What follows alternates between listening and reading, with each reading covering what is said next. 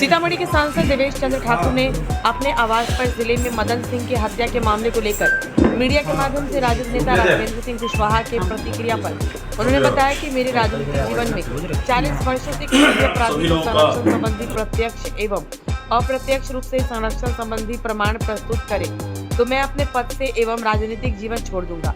साथ ही उन्होंने बगैर सोचे समझे मेरे आवास को डायनामाइट से उड़ाने का जो धमकी दिया है, ये भाषा उनका गैर जिम्मेदाराना साबित होता है। उन्होंने इस संबंध में खुली चुनौती दिया है कि इस बात को साबित नहीं करने पर मैं मानहानि का मुकदमा भी कर सकता हूँ। साथ ही भोले भाले आम जनता पर इसका बुरा प्रभाव पड़ सकता है, जिससे मैं भी इस बयान पर राजद नेता को स्पष्ट कहना चाहता हूँ, अपने आप को राजनीतिक लाभ लेने के लिए या मीडिया में बनने के लिए ऐसी हरकत की है। जबकि कुशवाहा पर बथनाहा थाने में दंगा संबंधी एक मामला भी दर्ज है, जो आज भी न्यायालय में चल रही है।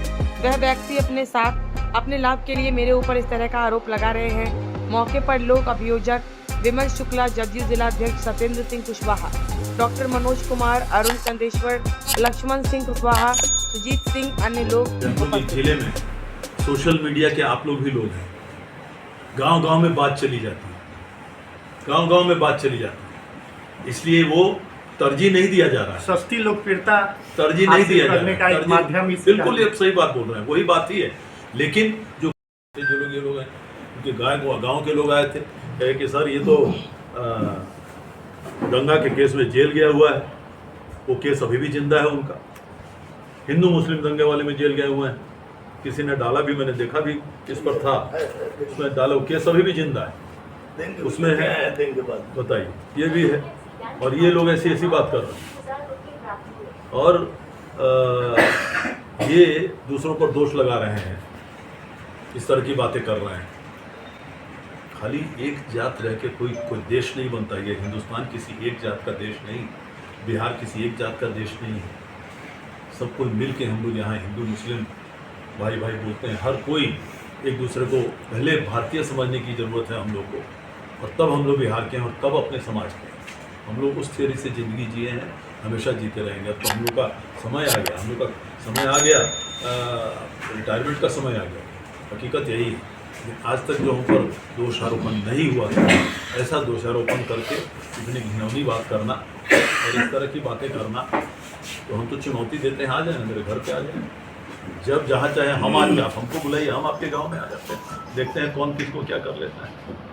कोई दिक्कत नहीं, जब जहाँ कहिए हम लेने को तैयार हैं, आपका सामना करने को तैयार है। बहुत ही घातक बात है देश के लिए कि कोई लोकतंत्र देश में रहने वाले लोग डेनामाइट से किसी संसद सदस्य के घर को उड़ा दें, तो क्या बचा? ये तो देशद्रोही का बयान है। और वो आदमी बथनाहा 182 15 का दंगाई है, जो बयान दिया है डेनामाइट का। ये FIR है बथनाहा में, अभी भी कोर्ट में लंबित है केस 182, और उसमें वो जेल में रहे हैं लगभग 1 महीने तक। इसका पूरा ऑर्डर शीट है मेरे पास, और अभी भी केस चल रहा है। और वैसा व्यक्ति जो दंगा करा सकता है इसी जिले में, और वही व्यक्ति बयान देता है कि डेनामाइट से हम सांसद का घर उड़ा देंगे, तो निश्चित रूप से केस तो जरूर। मैं बधाई धन्यवाद देना चाहता हूं मनीष राउत जी को। जिस लड़का ने देखा कि ये कहीं न कहीं गलत हो रहा है, तो IT एक्ट के तहत मुकदमा डुमरा थाना में अंकित कराया। मैं आपके माध्यम से उस बच्चे को बधाई और धन्यवाद देना चाहता हूं कि किसी व्यक्ति ने आवाज उठाई। आज सीतामढ़ी जिला ही नहीं, पूरे देश के कई लोगों, पत्रकार लोग, बड़े बड़े नेता लोग इस बयान को दुर्भाग्यपूर्ण बताए हैं कि डेनामाइट जैसे कहने वाला व्यक्ति अभी घूम कैसे रहा है, किस पार्टी में नहीं है, वो तो बहुत दलों में घूम गए, हमको उस बिंदु पर कुछ नहीं कहना। लेकिन नीतीश सरकार में कोई भी दोषी बच नहीं सकता और निर्दोष फंस नहीं। सरकार है, क्यों नहीं जेल भिजवाते हैं? कि वोट चोर गद्दी चोर पूरा पार्लियामेंट में उन्होंने चला किया। हम और आप बिहार के लोग हैं। सबसे ज्यादा बूथ लूटने का काम किसने किया है? अगर खुलेआम से आपको मैं कहूं कि आप लिख के दे दीजिए चिट में, तो मैं जानता हूं 99% लोग किस पार्टी का नाम देंगे। आप लोग भी जानते हैं अच्छी तरह से। आज से नहीं, जब से हम लोग वोट करते आए हैं तो सुनते आए हैं कि फलना लोग वोट लूट करते हैं। फलना बूथ जो है वो तो उसका है, फलना बूथ है वो उसका है, वो तो उससे बहुत ज़्यादा आपराधिक काम। कोई बोले कि ये बात गलत है, बिहार में ये होता है कि नहीं, होते आया है कि नहीं, और कौन करते हैं ये भी सारे लोग जानते हैं। उनको बेचारे को उतना आइडिया नहीं है, राहुल जी को हम समझते हैं, उनको थोड़ा समझने की जरूरत है। लेकिन ठीक है, उसी बहाने बेचारे मेहनत कर रहे हैं नेतागिरी में, तो वो क्या दिक्कत है। हम लोग एक जिले में सोशल मीडिया के आप लोग भी लोग हैं, गांव-गांव में बात चली जाती है, गांव-गांव में बात चली जाती है, इसलिए वो तरजीह नहीं दिया जा रहा है, सस्ती लोकप्रियता तरजीह नहीं दिया जा करने का रहा एक है। माध्यम इस बिल्कुल ये सही बात बोल रहे हैं, वही बात ही है। लेकिन जो गांव का बेचारा देहात का आदमी है, जो उतना पढ़ता लिखता नहीं है, उसके पास मेरी भी बात जानी चाहिए कि नहीं।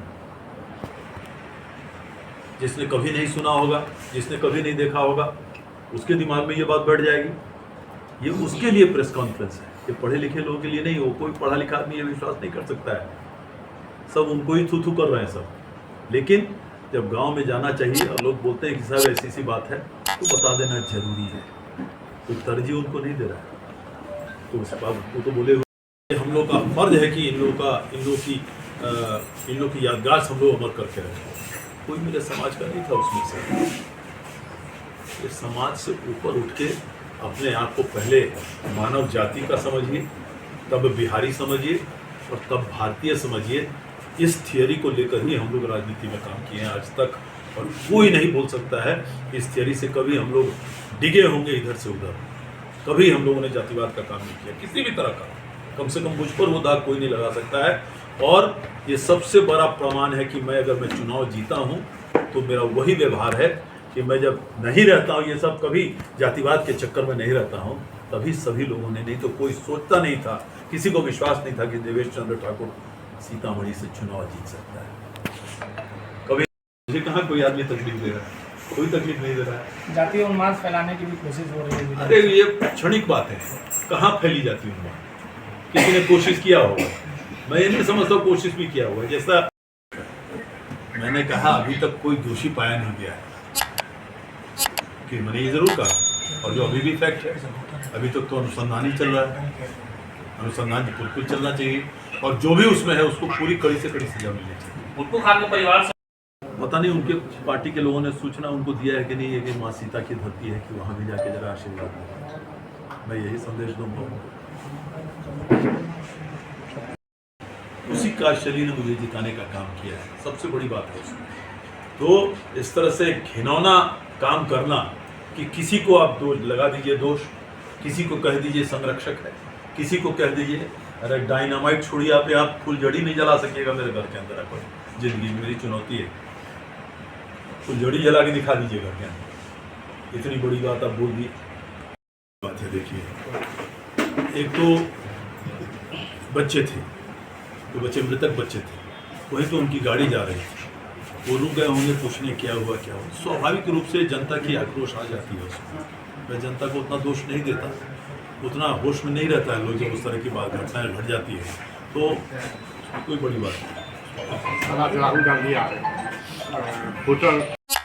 विगत कुछ दिनों की घटनाओं से आप लोग मुझसे ज़्यादा ही वाकिफ़ हैं, इसलिए कि मैं यहाँ था नहीं, मैं दिल्ली था। 21 तारीख तक लोकसभा का सत्र चल रहा था, और उसके बाद 2-3 दिन के लिए मैं अपना काम धाम देखने मुंबई गया हुआ था, और वहीं था तो पता चला कि यहाँ कुछ घटनाएं घटी हैं, और कुछ नेता लोग जो किसी विपक्षी दल के हैं, उन लोगों ने कुछ बातें कही हैं, मीडिया को कही हैं, पेपर में आया। उसी संबंध में आज अपने पक्ष को रखने के लिए आप लोगों को यहाँ बुलाया गया। पिछले है काम किस तरह के कांड होते हैं हम लोग किस पार्टी के आदमी हैं? नीतीश कुमार के पार्टी के आदमी। नीतीश कुमार के राज में कोई सोच ले कि कोई अपराध कर ले और कोई छूट जाएगा, मैं नहीं समझता। कोई अगर सोचता भी है इस तरह का, बोलना तो बात छोड़िए, कोई सोचता भी है इस तरह का, तो मूर्खतापूर्ण बात है। सर, लोकसभा चुनाव आप लड़े उस समय ही